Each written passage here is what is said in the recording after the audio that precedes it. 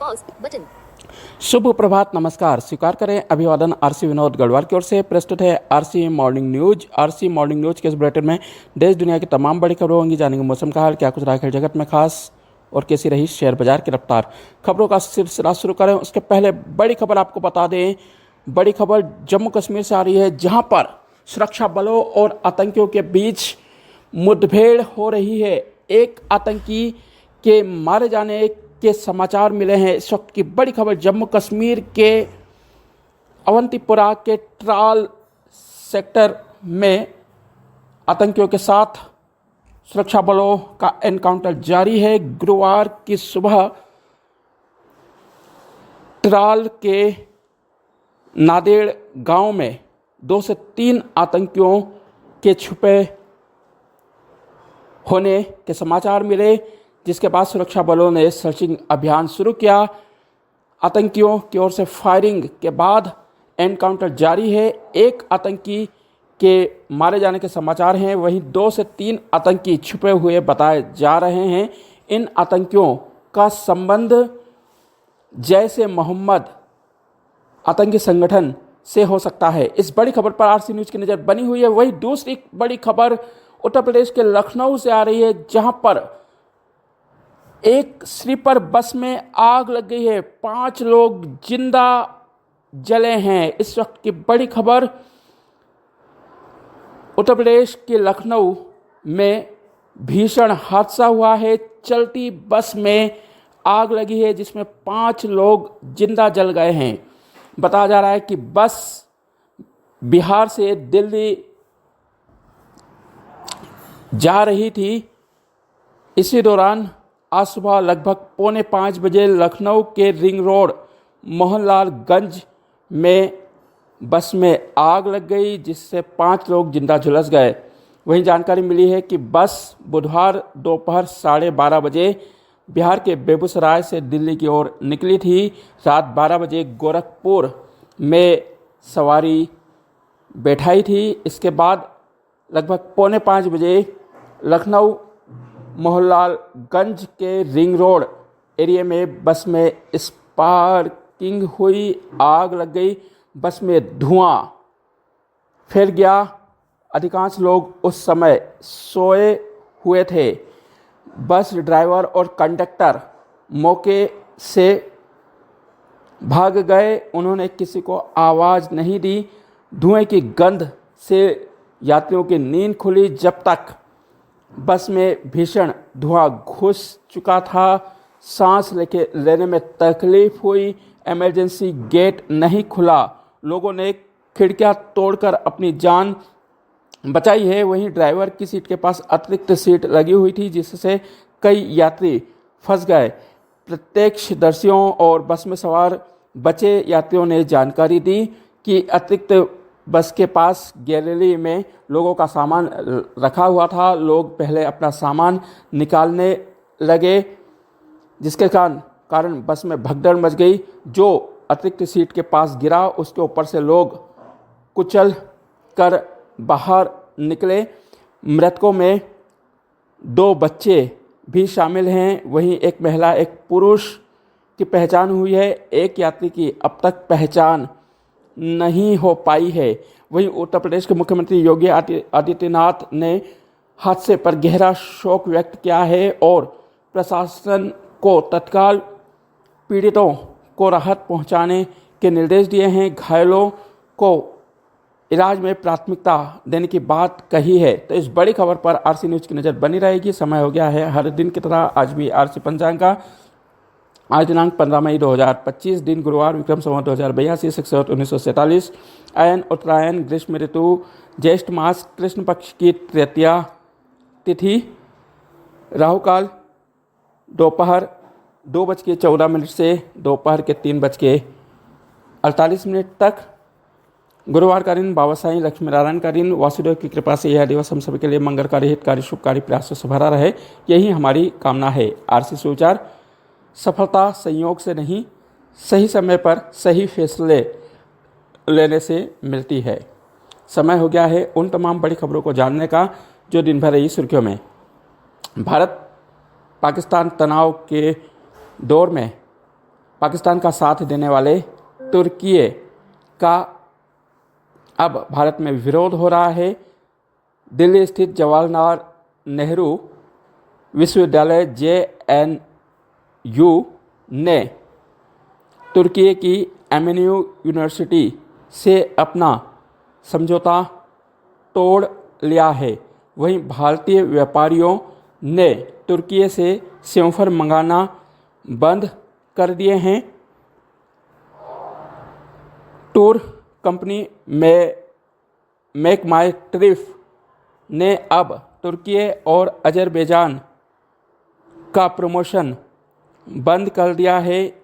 सरकार से तुर्की और अजरबैजान का बायकॉट करने के लिए स्पष्ट गाइडलाइन जारी करने की मांग भी की है। वहीं राजस्थान के उदयपुर के व्यापारियों ने मार्बल खरीदने से मना किया है। लगातार तुर्की का विरोध हो रहा है। तुर्की ने भारत पाक तनाव के बीच पाकिस्तान को ड्रोन सहित अन्य हथियार दिए थे। इधर भारत सरकार ने बुधवार को जानकारी दी कि सोफिया के केरल में हुए 3 आतंकवादियों के पास से भारी मात्रा में हथियार बरामद हुए हैं। उनसे AK-47 हैंड ग्रेनेड और सैकड़ों की संख्या में गोलियां मिली है। साथ ही भारी मात्रा में कैश, नकदी, आधार कार्ड और ID भी प्राप्त हुआ है। आपको बता दें, बुधवार 13 मई को सुरक्षा बलों ने सोफिया के केरल में 3 आतंकियों को मार गिराया था। इनका संबंध लश्कर तोयबा से था। वहीं भारत सरकार ने कल स्पष्ट किया कि भारत पाकिस्तान तनाव के बीच भारत ने पाकिस्तान के एयर डिफेंस को जाम कर दिया। महज 23 मिनट में चीनी ड्रोन और हथियारों को मार गिराया। कर्नल सोफिया कुरैशी पर दिए विवादित बयान पर मध्य प्रदेश हाईकोर्ट ने स्वतः संज्ञान लेकर मंत्री विजय शाह के विरुद्ध FIR दर्ज करने के निर्देश दिए, जिसके बाद मानपुर थाने में मंत्री विजय शाह के विरुद्ध FIR दर्ज किए जाने की बात सामने आई है। मंत्री विजय शाह का लगातार प्रदेश देश में विरोध हो रहा है। इंदौर, रतलाम, खंडवा, शिवपुर, भिंड, सिवनी, नर्मदापुरम, सीहोर, रतलाम जैसे अनेक जिलों में विजय शाह का पुतला जलाया गया। वहीं उनके इस्तीफे की मांग संबंधी कलेक्टर कार्यालय पहुंचकर ज्ञापन भी दिया गया है।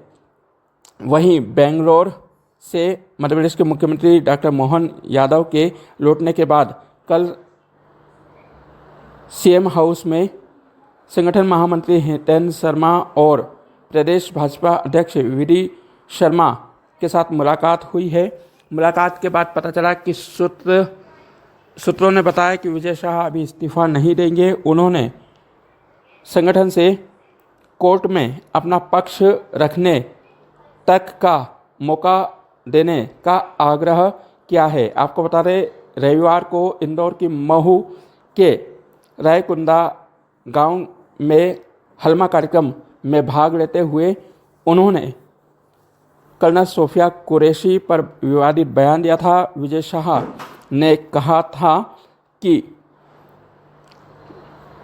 जिन आतंकियों ने पहलगाम में हमारे निर्दोष लोगों को मारा है, उन कट्टो फटो को नंगा करने के लिए उनकी समाज की बहन को उतारा है।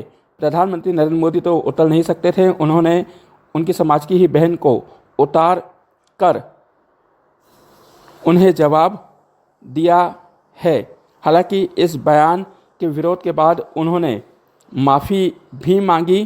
केंद्रीय नेतृत्व भी विजय शाह से नाराज बताया जा रहा है। केंद्रीय नेतृत्व में भाजपा के राष्ट्रीय अध्यक्ष JP नड्डा, ने संगठन प्रदेश से रिपोर्ट तलब की, जिसके बाद मंगलवार को संगठन ने विजय शाह को तलब किया। आनन फानन में बुलाए जाने पर वे हवाई चप्पर में ही संगठन मुख्यालय पहुंच गए, जहां पर हृदय शर्मा से उन्होंने अपना पक्ष रखते हुए मामले में माफ़ी मांगी। प्रदेश अध्यक्ष वीडी शर्मा को भी उन्होंने सफाई दी है। वहीं बुधवार को फेसबुक पर उन्होंने एक वीडियो जारी कर दोबारा से माफ़ी मांगी है। उन्होंने कहा कि मैं कर्नल सोफिया कुरैशी के किए गए काम को अच्छे मन से और अधिक अच्छे तरीके से प्रस्तुत करना चाहता था, लेकिन दुखी पीड़ित होने के कारण मुझसे कुछ गलत शब्द निकल गए, जिसके कारण हर समाज समुदाय से मैं हाथ जोड़कर माफ़ी मांगता हूँ। कर्नल सोफिया कुरैशी हमारी सगी बहन से भी ज़्यादा सम्मानित है। उनके साथ ही भारतीय सेना के जिन वीरों ने पाकिस्तान को धूल चटाई, मैं उनका भी सम्मान करता हूँ। वहीं राष्ट्रीय महिला आयोग ने भी विजय शाह के बयान पर आपत्ति दर्ज कराते हुए इसे अपमानजनक बताया है। कर्नल सोफिया के भाई ने प्रधानमंत्री नरेंद्र मोदी से मंत्री को बर्खास्त किए जाने की मांग की है। वहीं सूत्रों ने बताया कि विजय शाह अपना पक्ष रखने के लिए सुप्रीम कोर्ट का दरवाज़ा भी खटखटा सकते हैं। हालात पर लगातार केंद्रीय नेतृत्व नज़र बनाए हुए है। वहीं डीजीएमओ के लेवल पर हुई बातचीत के बाद कल पाकिस्तान ने बीएसएफ जवान पीके साव को रिहा कर दिया है। अटौरी बॉर्डर से उनकी वतन वापसी हुई है, जिसके बाद पश्चिम बंगाल के हुगली में रहने वाले उनके परिवार में खुशी की लहर उठ गई है। उनकी पत्नी ने हाथ जोड़कर देशवासियों का धन्यवाद दिया। वहीं पीके साव के पिता ने केंद्र सरकार और राज्य सरकार के प्रति आभार माना है।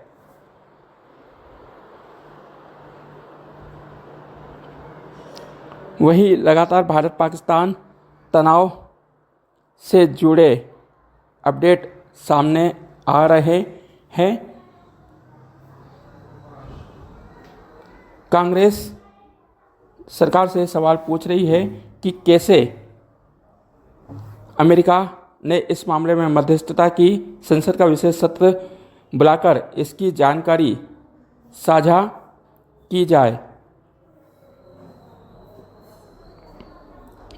वहीं मंत्री विजय शाह कल खंडवा के हरसूद में दिन भर रहे। उन्होंने स्थानीय कार्यक्रमों में भाग लिया। रात में वे अचानक खंडवा से भोपाल के लिए रवाना हो गए। शेयर बाजार, भारतीय शेयर बाजार कल हरे निशान पर बंद हुआ। बीएसई सूचकांक 182 अंकों की बढ़त के साथ 81,331 पर बंद हुआ। वहीं एनएससी निफ्टी में भी 89 अंकों की बढ़त दर्ज की गई और यह 24,667 पर बंद हुआ। टाटा स्टील में 4% की बढ़त दर्ज की गई है। वहीं खुदरा महंगाई दर अप्रैल माह में 0.85% रही। खाने पीने की वस्तुएं, फल, सब्जी, दालों के दामों में गिरावट के कारण यह गिरावट दर्ज की गई है। वहीं IMF ने पाकिस्तान को 7 दिनों में दूसरा ऋण दिया। कल 8,400 करोड़ रुपए की किस्त जारी की। वहीं पाकिस्तान में भारतीय सैन्य हमलों में मारे जाने वालों की संख्या 13 पहुंच गई है। अभी भी कई सैनिक घायल बताए जा रहे हैं। क्रिकेट, ICC की टेस्ट रैंकिंग में रविंद्र जडेजा टॉप पर बने हुए हैं।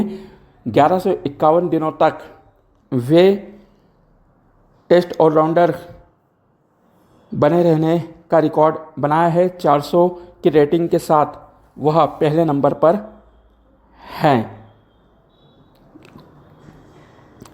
वहीं अमेरिकी राष्ट्रपति डोनाल्ड ट्रंप कल कतर पहुंचे। कतर प्रमुख ने दोहा एयरपोर्ट पर उनका स्वागत किया। इसके बाद उन्हें रेड साइबर ट्रक और ऊँटों के साथ स्वागत किया। वहीं बताया जा रहा है कि 100 लाख करोड़ रुपए के समझौते पर अमेरिकी राष्ट्रपति और कतर प्रमुख ने समझौता किया है। इसमें 210 बोइंग विमानों की खरीदी शामिल है, जिसकी कुल कीमत 8 लाख करोड़ रुपए बताई जा रही है। वहीं 17,000 रुपये के ड्रोन डील पर भी समझौता हुआ है। कतर उन्हें सबसे महंगा गिफ्ट देगा, जिसमें 3,400 करोड़ रुपए का विमान उपहार स्वरूप दिया जाएगा। अमेरिकी राष्ट्रपति आज यूएई का दौरा करेंगे।